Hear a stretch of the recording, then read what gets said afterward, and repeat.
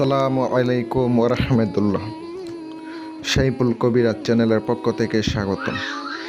আপনাদের জন্য আমি আজকে আপনাদের সামনে কিভাবে আপনার মনের মানুষকে, আপনার ভালোবাসার মানুষকে শর্টপট করে আপনার কাছে নিয়ে আসতে পারবেন, শর্টপট করে আপনার দূর থেকে তাকে নিয়ে আসতে পারবেন।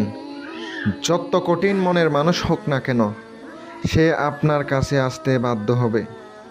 আজ আমি আপনাদেরকে বশীকরণের মহা শক্তিশালী একটি নকশা নিয়ে হাজির হলাম। তারা যদি শিকল দিয়ে আটকে রাখে, সে আপনার কাছে আসতে বাধ্য। আমি আমার পরীক্ষা করা একটা বিদ্যা আপনাদেরকে দিলাম। বিদ্যাটা আপনারা পরীক্ষা করুন। আলহামদুলিল্লাহ, আল্লাহর রহমতে এই নকশা দিয়ে আপনি কাজ করে উপকৃত হবেন। কাজ করবেন, সঙ্গে সঙ্গে আপনার মনের মানুষ আপনার সাথে দেখা করার জন্য ছটপট করবে। কিন্তু নকশাটা আপনারা দেখতে পাচ্ছেন, অনেক কঠিন একটা নকশা। যারা লিখতে পারে তাদের জন্য কোনো কঠিন না, যারা এই কাজগুলা করে তাদের জন্য কোনো কঠিন নকশা না। একদম সহজে কাজগুলা করতে পারবেন, নকশাগুলা সহজে লিখতে পারবেন। আমি আপনাদেরকে সম্পূর্ণ ভিডিওতে সুন্দর করে তুলে ধরব। একটু মনোযোগ দিয়ে সুন্দর করে ধৈর্য সহকারে আপনারা দেখেন, কাজ করেন, অবশ্যই উপকৃত হবেন।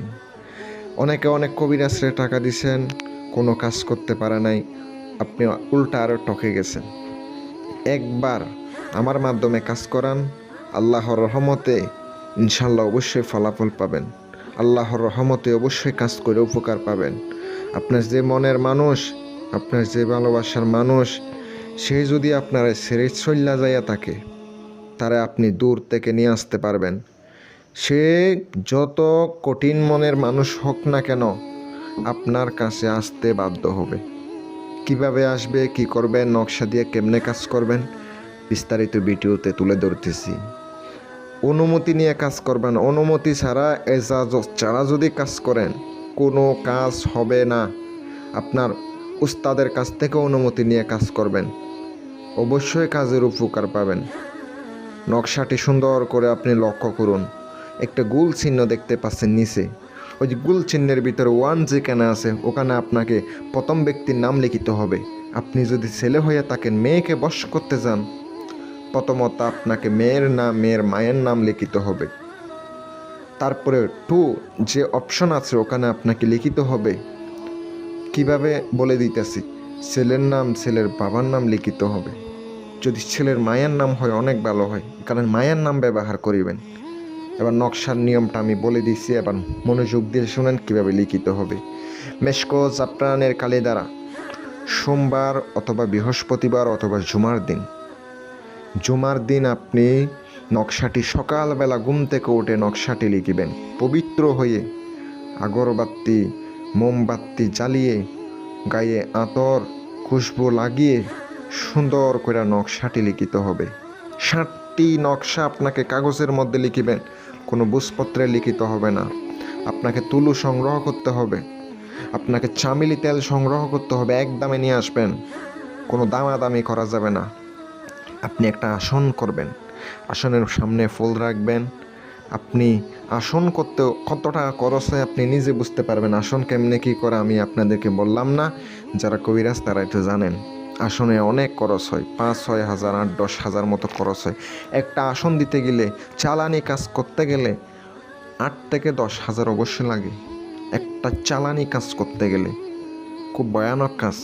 সে আপনার কাছে উপস্থিত হবে। 7টি নকশা লিখলেন, নিয়ম কিভাবে বইলা দিতেছি। 7টি আপনি ফলিতা বানাবেন। নকশা লিখার আগে 11 বার দুরূদ শরীফ পড়বেন। তারপর আপনাকে নকশাগুলো কমপ্লিট শেষ। এবার আপনাকে হুকুম লাগাইতে হবে নকশার উপরে, অমুকের কন্যা অমুককে, অমুকের পুত্র অমুকের কাছে হাজির করিয়া দাও। হে মোয়াক্কেলগণ, হে নকশার মোয়াক্কেলগণ, অমুকের কন্যা অমুককে, অমুকের পুত্র অমুকের কাছে হাজির করিয়া দাও।